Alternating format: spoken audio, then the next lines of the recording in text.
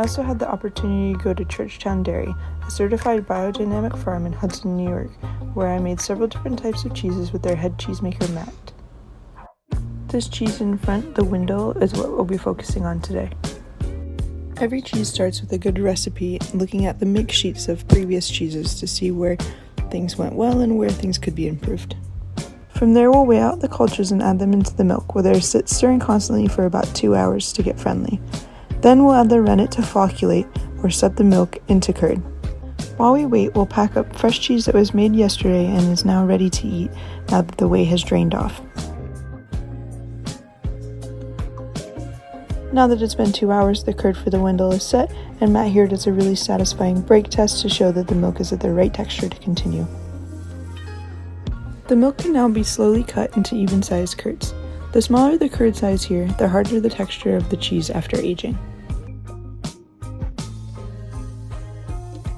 The curds are now stirred and heated for about 30 minutes in order to expel as much whey as possible from the final curd.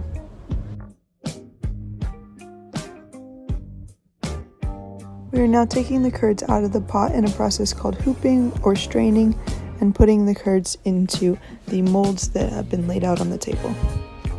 The weight of the curd will press down on itself and expel excess liquid, but they'll also be flipped every 30 minutes for 2 hours to expel as much liquid as possible and become one amalgamated curd, which will then be our wheel of cheese.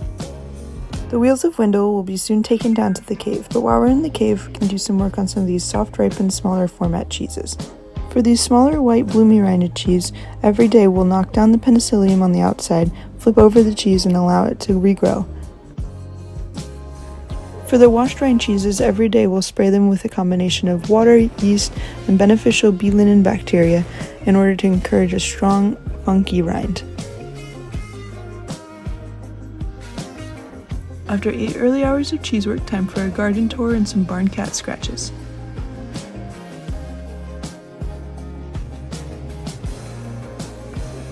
Look at how beautiful this Churchtown complex is.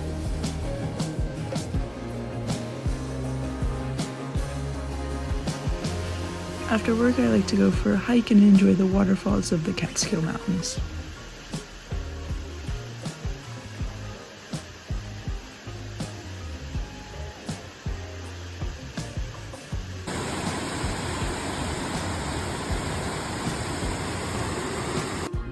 Finally, time to enjoy some of that huge wheel of parm that I cracked open earlier. The sweet, slow-aged parm paired perfectly with a vibrant bottle of Cremant, and the Hudson sunset was a fantastic way to close out a memorable day and a memorable and great month.